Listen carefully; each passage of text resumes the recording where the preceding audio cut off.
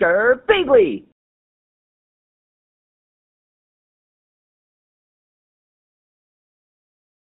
This story is from a very different time in my life, and it's rather infamous in my community. It's known as the "Is that fucking it" story. And you'll know why once I tell it. So again, the setting, Jacksonville Beach. I think it was like 2007, a long time ago. Some of you were zygotes.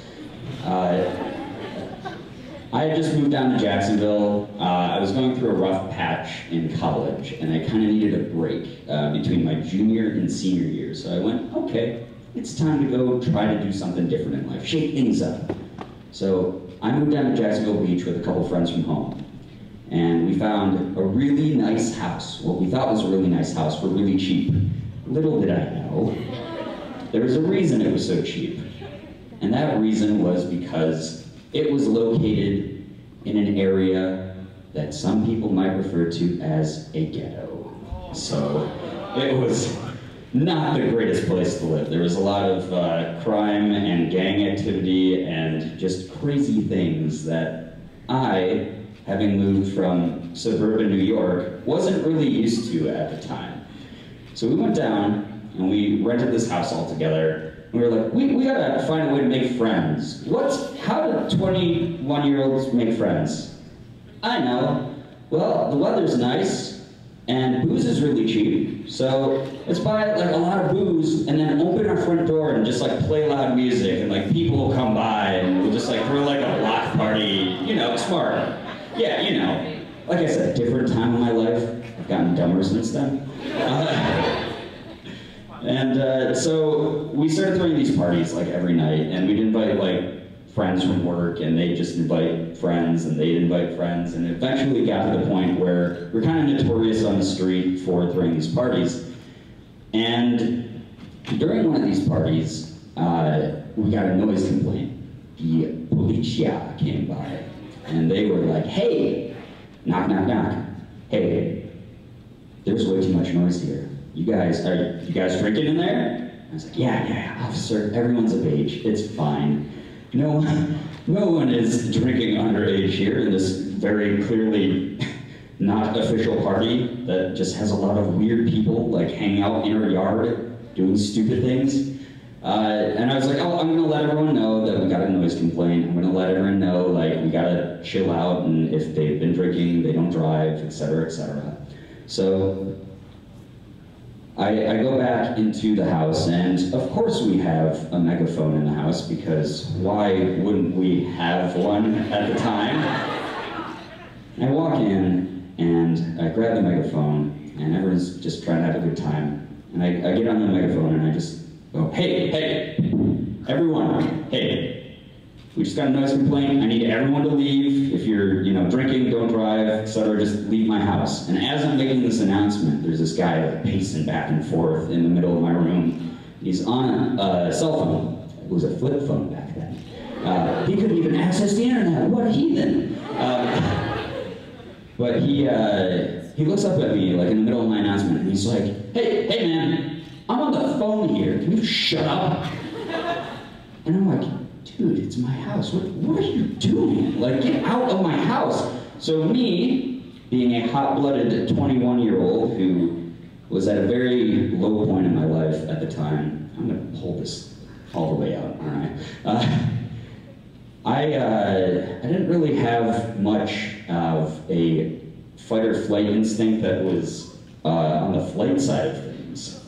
So I remember walking over to him, getting real nice and cozy, and with a megaphone, about a foot from his face, I went, you shut up. Get out of my house. Well, this young lad was part of one of the local gangs I mentioned earlier in the story.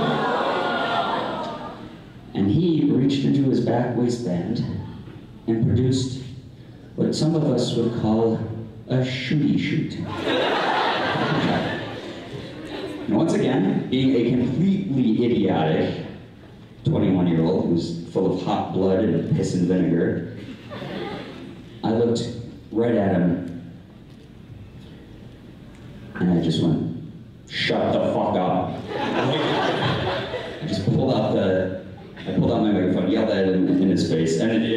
at this point, everyone freaked out. Everyone jumped up in the party, and like my friends were pulling me away, his friends were pulling him away, going, "Dude, it's not worth it.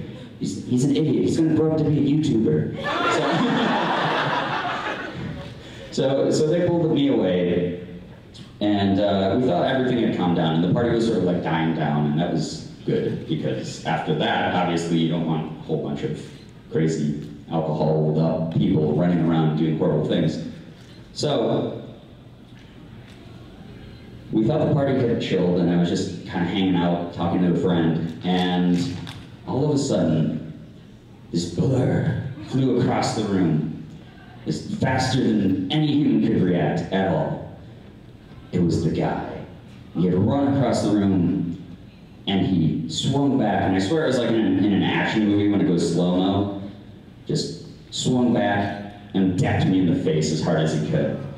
And I know, I totally did deserve it.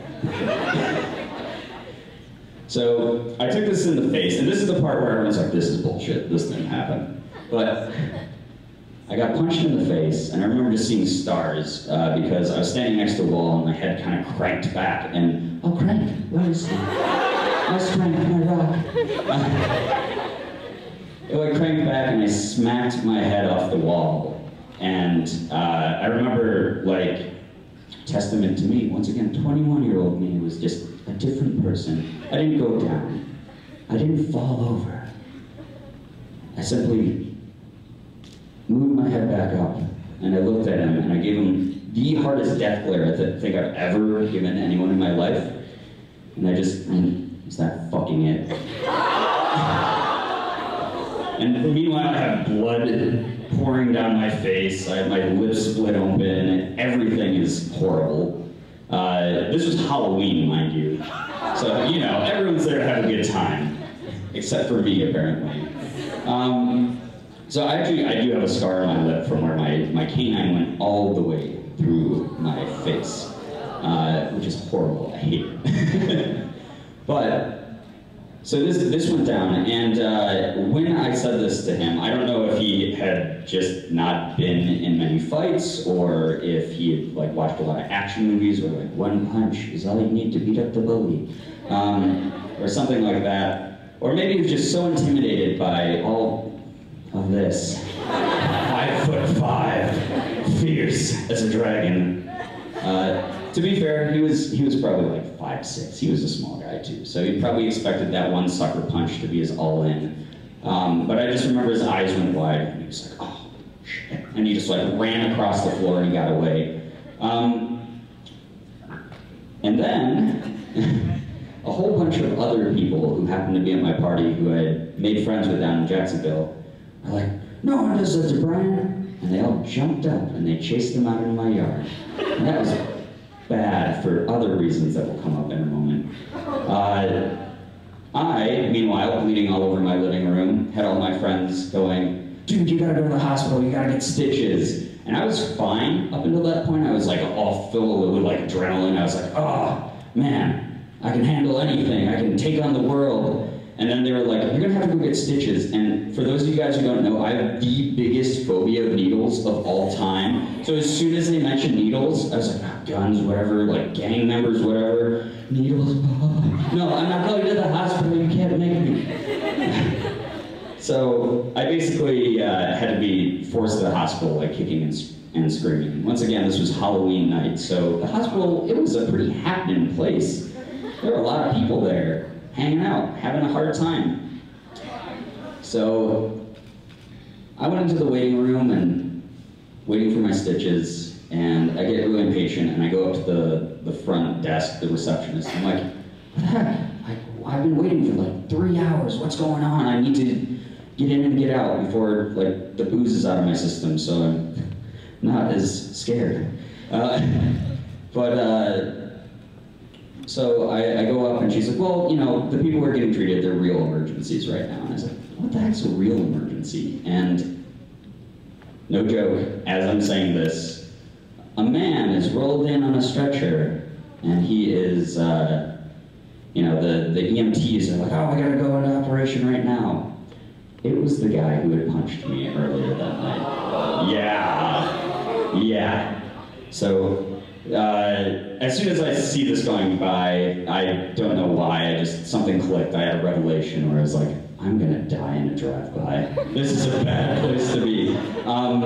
Fortunately, we had a mutual friend between the two of us who worked things out afterwards. But shortly after that, I moved back from Jacksonville, back to New York State, finished my degree in college, sort of put my life on track. And the reason that I've told you guys this story, besides, obviously proving how tough I am, you guys know, I mean, the toughest guy ever, right? I mean, I only almost cried at To the Moon, okay? But the reason I tell this story to people is just to give a little bit of a perspective of who I am. Because some of you guys, obviously, you know me through Ethan, or you know me through Mark, or you know me through some of my friends who are a little bit more well-known in the community. And you don't really know that much about me personally. So this is obviously a super personal story. It's from a very, very low point in my life. It's from a point where I really didn't have a lot of hope. I didn't have a lot of need to believe in myself. I certainly didn't ever think that I'd be standing here in front of you guys, in a room full of people who support me, with a community that has my back, who interacts with me every single day. And I tell that story because a lot of the times I get these messages where people are like, hey, sorry that I haven't been active in the community. I've only watched like 2 videos this week, something like that. But it's because of people like you doing those small things that I've been able to turn my life around from a low point like that, see the direct result of working hard and changing my direction and wanting to be a better person, to not have to go through situations like that ever again. And now, here I am. I'm here in front of you guys. So, to every single one of you sitting in this room right now, if you ever believe that this is the lowest life can ever get, there's no point in pushing on, I'm always going to be stuck in this situation. I've been there. When I say I've experienced what you guys have, I have. So it really does mean the world that you're all here right now. So thank you guys so, so much. Seriously.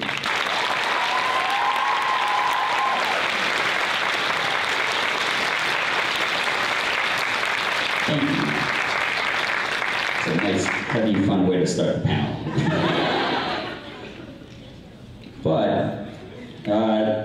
And that's fucking it. Goodbye. This is the time of the panel where I go, I don't have anything else besides that. I don't know how many minutes that was. Probably too many. 17. That means I have to entertain people for a long time. All right. This is the part of the panel that you will hear this from every single person who does a panel. First of all, I know I just told like the darkest story of my life, like, oh man, all these horrible things happened, full of awful times. But let's try to keep questions for the upcoming Q&A nice and light, things that we can all enjoy and can all appreciate. Please be nice to each other, don't shove or push or run or anything like that. I don't know how I'm gonna set the mics up. This is a problem.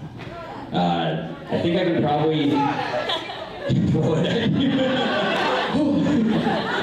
Girbeagly panel is great. I got a concussion. Awesome.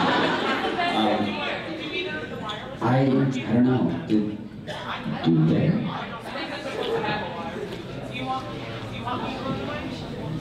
I don't know. If we can get this one working, then we'll probably have it set up where I'll just have the mic here, and we'll form a nice orderly line. A cue. Well, can you guys believe that I do like AV stuff online all the time? I don't know how to use. You say my internet sucks? I mean, you're not wrong. I need the shield of the internet to be good. Yeah, blame Spectrum. Right here, this is their... I found something under your skirt down here that made it work. Yay! It's good I wore a skirt. All right, so guys, what we will do is we will form a nice orderly queue by the microphone. And like I said, let's keep the questions nice and fun, and feel free to line up, I guess, along-ish way. Yeah.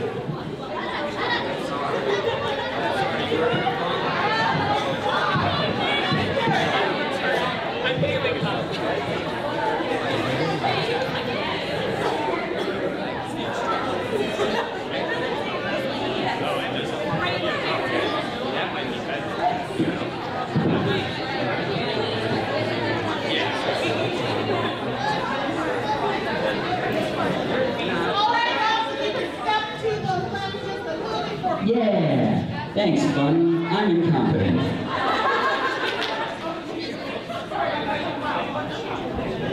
You get to hold that with your very own hand. It's your pen. Thank you so much. Really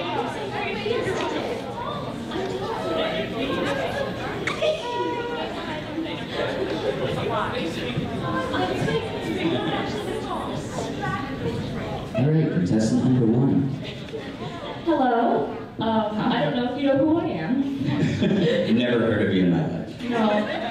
The countless emojis attest to that. So first of all, before I say my question, I'm going to get really emotional because I hate you and I love to make you suffer. So that story, regardless of how many times I've heard it, always makes me worry for your safety. Believe it or not, I survived. Sometimes I don't believe that. You do not have a lot of self-preservation. Like, you have no sense of it at all. 9 lives. I was one of them. So, this panel is your first solo panel. I am so proud of you. And I know what you're going to say. Don't even start. But it's not you, it's the rest of us. We're the reason that you're here. But you had to start that off. Nobody would be here if you didn't start that. Nobody would be here for you if you didn't start that. You are an incredible person. I know you say all the time, you're not incredible, you're just a person. But you are a very special person to a lot of people. You are a moment in their life that brings them immense happiness. And you are the only person that brings them that specific happiness. And that is so important to so many people. So thank you for that. You are incredible. Thank you. You didn't have to do that. I'm gonna punch you later. I'm gonna give you another scar. You're gonna get another scar later.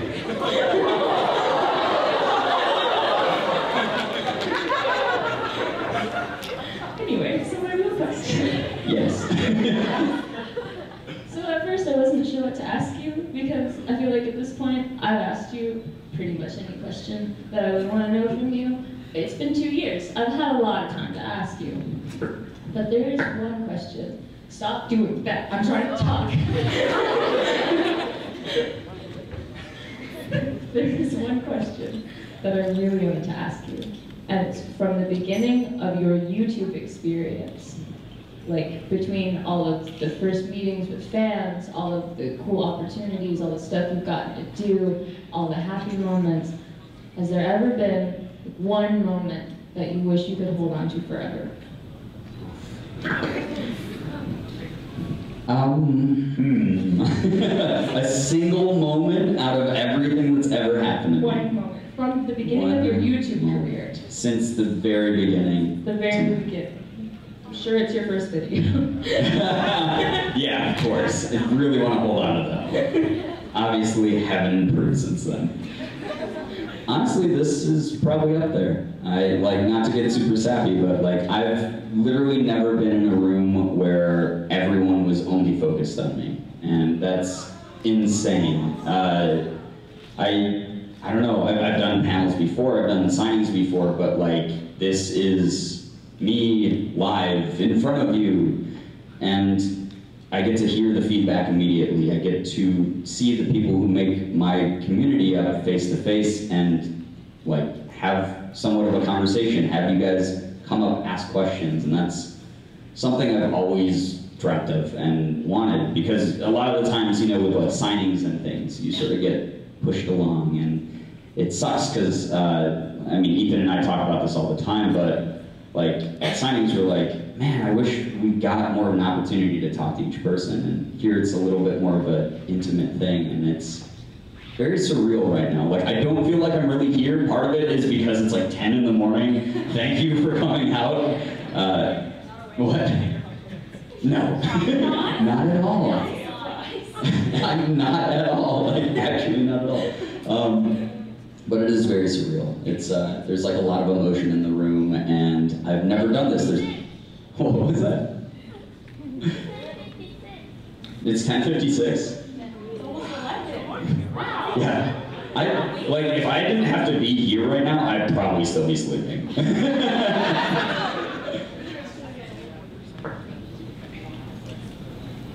With that in mind, please keep the questions quick, because there is a line. So, sorry to be that guy, but I am that guy. Thank you. But yeah, it would probably be this moment right here. This is unbelievable. Thank you guys so very much. It means a lot. I mean, you guys see me fret on social media. I worry a lot. You guys are just living reassurance. You guys are amazing, and you don't ever have to do that, but you do. So thank you.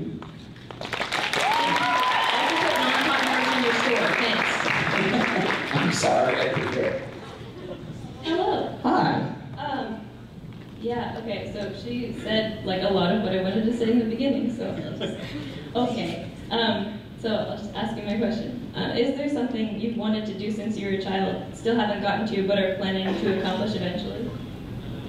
Oh yeah, a lot. I think though the number one thing would probably be voice acting. Like, I really want to do, like, obviously I do like my own amateur brand of that on my channel. But I want to do it in like a video game or like an animated movie. Aladdin was always my favorite movie when I was a kid, because I was a huge Robin Williams fan. Not because he was like the best voice actor out there, but because every time he voice acted anything, you just knew he was having fun. And when I was a kid, I kind of like grabbed onto that, and I was like, man, like his impressions aren't that great, but he's just like having a blast. He's like having the best time of his life. And I was like, when I started getting into voice acting more, I was like, man, I kind of suck at this, but like, I'm having a blast. And that's all that really matters. So, I don't know, I'd like to do that at some point, just be an official voice actor, like have an IMDb that says that. Thank you. So I have a few things to say. So this is my first PopCon, and it's my first time meeting you guys, and I'm really glad that I came, because I met so many of my new friends, and I'm just glad I met you guys yesterday, and I might be leaving during the panel, but I'm sad. But anyways, yesterday I was gonna ask, do you stalk us on Twitter and Instagram? What are Instagram and Twitter? What are you talking about? Never heard of any such thing. Stalking in what way?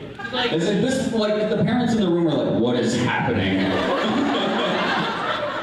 just like looking through and just like liking half our tweets, or seeing us in your mentions, or like everything. No comment? And like liking edits or something on Instagram. I mean, I always try to interact with like posts that tag me on Instagram. It's really nice to like see when people tag like art or like pictures from things like this. It's really cool. Twitter, I don't know what you're talking about. I've never ever done that before. Yeah, exactly. There we go. Well, thank you. It's great meeting you.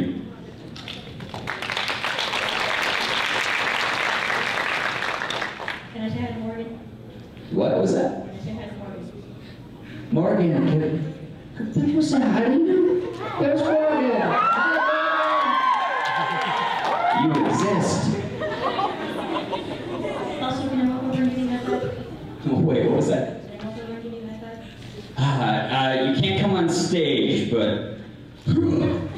We did it. Success. Thank you. Hi. Hello. Are there like any out-of-world experiences that you've experienced in your life? Out of world, like supernatural stuff? Or like I was abducted by aliens and taken to planet Xenon? Paranormal. Paranormal stuff? Super quick, another story. You can tell who watches my Twitch streams are not going to be part of this, but we like it. I'm like a big time skeptic when it comes to paranormal stuff. I'm the type of person who like, I have to see it to believe it. But when Morgan and I first started dating, I was driving to her place late at night, and like as I was pulling up, there was a swing set she's had since childhood in the front yard, and it like I'd never seen anyone using it. There aren't like a lot of kids on her street or anything, but there was this little girl swinging back and forth in her front yard, and this was probably like midnight or something. It was really late at night, and so I drive up and I'm like, why is she in the front yard of Morgan's parents' house? Like, why is she here? What is going on? And so I got out of my car, and I was like, little girl, which in like retrospect, you know, a weird, strange adult, bad. But she like hopped off the swing and like sprinted around the edge of Morgan's house. And Morgan's parents live on a lake, so there's not really like once you go to like the yard that's away from the street, there's like nowhere to go, just open until the lake, so there's like nothing to hide behind. There's no way that she was like so fast that I wouldn't have been able to find her.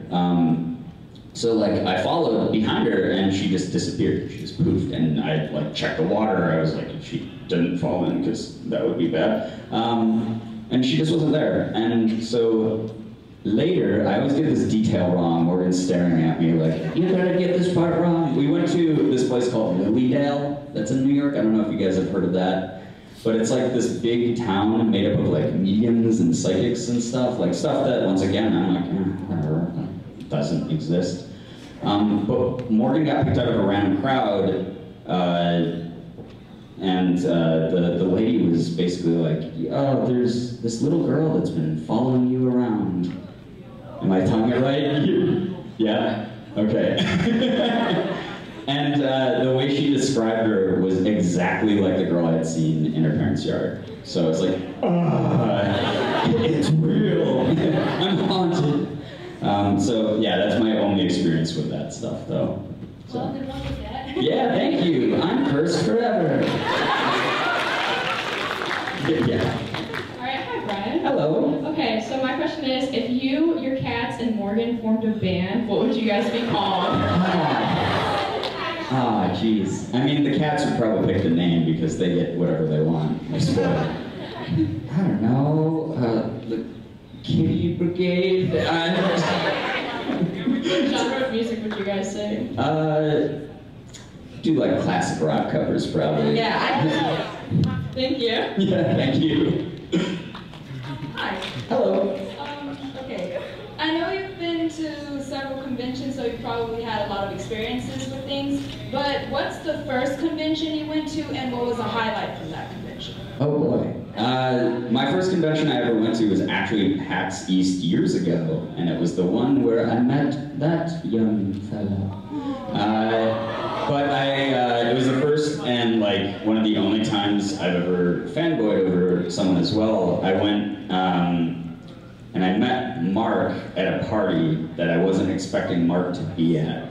And I remember like going up to where like the VIP section was, and him like just kind of walking up and being like, hey Mark, what's up? And he extended his hand, and it's like, once again, one of the only times I've ever fanboyed, but I was like a very small creator, this was years ago, don't judge me. But I just went, hey Mark, I'm a big girl. And just like made this weird noise at him, and I remember him just sort of being like, shaking my hand. But yeah, that was a super memorable PAX because I got to meet a bunch of people who are now like good friends of mine. It's just very awesome. So, thank you. Hello, too. Hello, my name is Lynetta. Just so you know, would you like one of your streams before I think? You should do art. You look like an artist.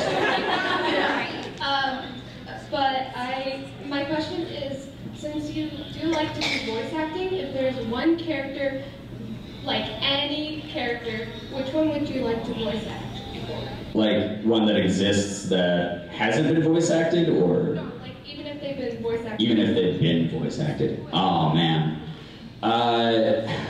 Gosh. Vegeta in Dragon Ball Z growing up was like my favorite character ever because like just Chris Sabat, who does the voice, just puts so much emphasis on screaming. And I think it'd just be really fun to be like in a like voice actor studio, just like yelling as loudly like, "I'm powering up for 17 episodes!" Ah! Just like at the top of my lungs. It would just be amazing. I love that. So yeah. Hello. My question is slightly personal, but it's not bad. So I know you're adopted, and I'm adopted as well. Okay. Has that ever affected you, like personally, like growing up, like not really knowing your background or living in a family where it's not you specifically? Yeah. I mean, there definitely a lot. For those of you guys who don't know, I was born in South Korea, and my parents are both Caucasian. They're white, so I grew up in a pretty small suburban town with like, I think 2 other Asian people. So it was really weird. People found out real quick I was adopted. When they'd come over for sleepovers, they'd be like, "Your parents look different." So I know, like when I was a kid, it was a weird time, but my parents were really cool, and they explained like the whole adoption process and everything when I was young, and they made sure that I knew, you know, like family isn't just about blood. It's about who cares for you, who's going to provide you with that support, and they were awesome about that stuff. And I mean, that's the way I look at them. Like my mom and dad are the only mom and dad I've ever known. It doesn't matter where I've come from. Like they are my parents. And recently I did start getting more into like South Korean heritage and like looking that stuff up, thinking about visiting, stuff like you know, like visiting a birth parent or something is still like up in the air, maybe. I know other adoptees who have done that and they're like, it's really cool. And then other adoptees who are like, it's a really long process and it's tough. And so it's more of a personal thing. But yeah, it's definitely stuck out of my mind before where I'd be like, I'm so different, like it sucks. But now it's like just part of who I am. So I'm kind of proud of it. Yeah. Thank you. Thank you. Hello. Hello. So the story you started with, Oh no. I just want to say I really related to the fact that, like you said, you were in a really low point in your life.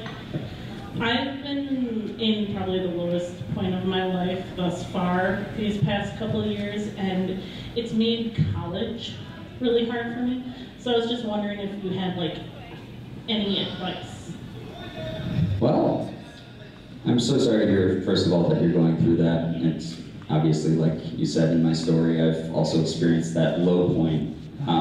As cliche as it sounds, it's not going to last forever. It's one of the reasons I do share that story. Again, you know, I hit that point, now I'm here. You know, this is a dream come true for me.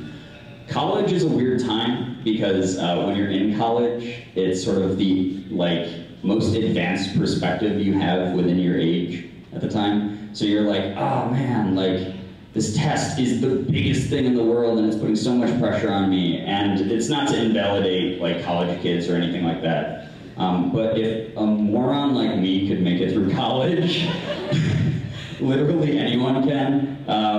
I went for like psychology and English and stuff like that. I flip-flopped, I went all over the place. And obviously, like I said, I took a break between junior and senior year. I needed that.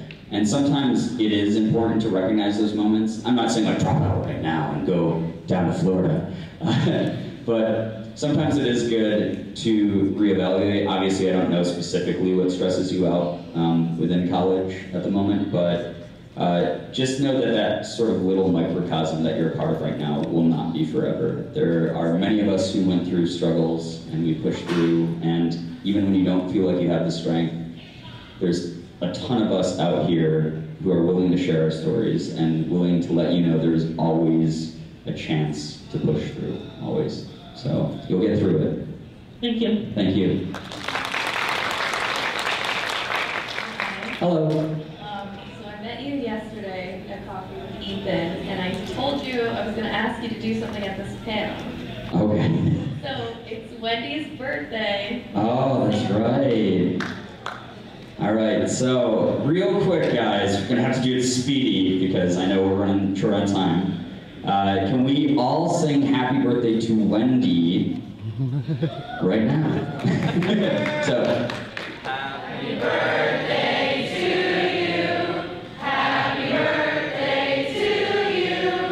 Happy birthday, dear Wendy. Happy birthday to you.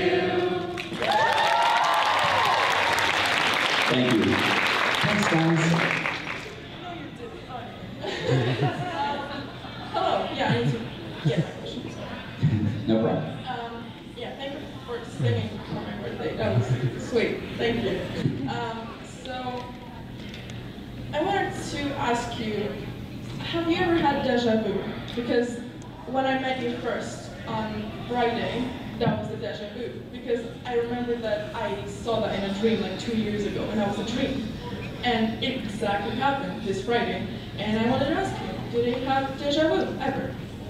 Have I ever had deja vu? Oh, gosh. I mean, I've definitely had those moments where I'm like, whoa, I've done this before. It's crazy. I'm time traveling.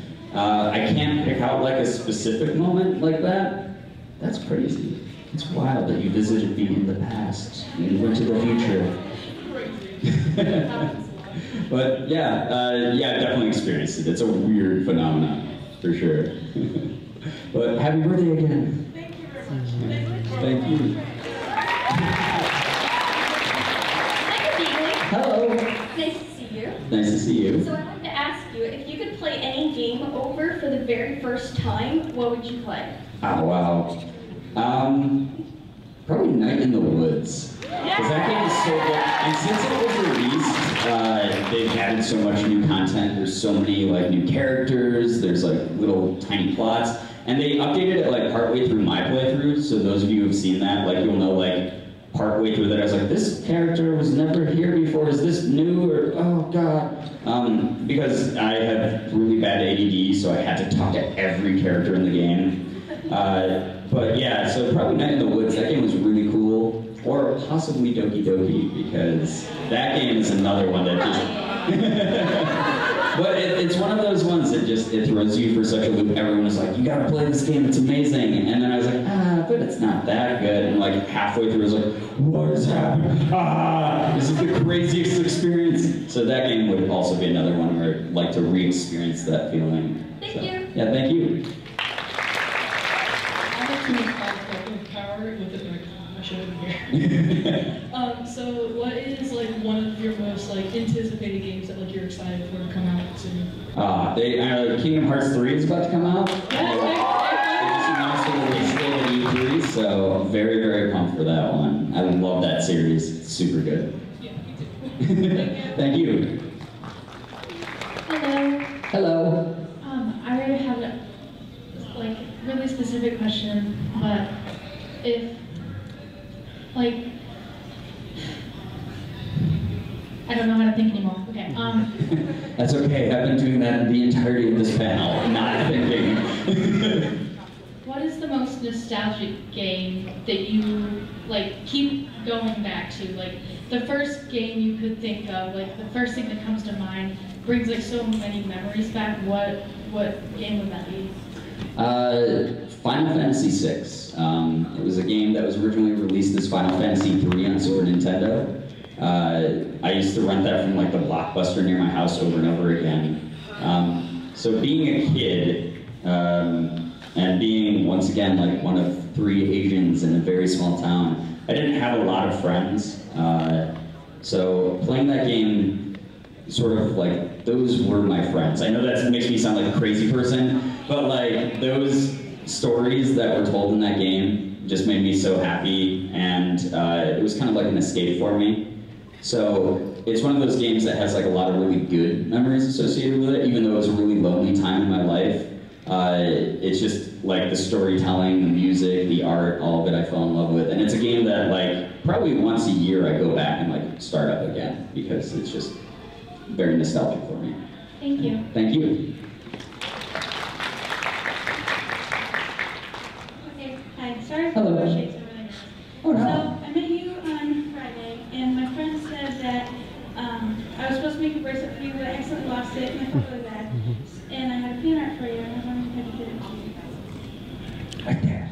Thank you. Thank you so much. You never feel bad if you're like, oh, I don't have this thing, like this gift or this fan art or anything. It means a lot. But the fact that you showed up at all of this convention and you supported me, thank you so much for that.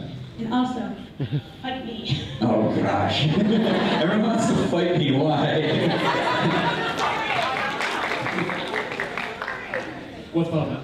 Hey, what's up? Okay, I'm gonna hit you with a really quick triple blow here. Uh-oh. Okay. 1, do you miss your cats? Absolutely.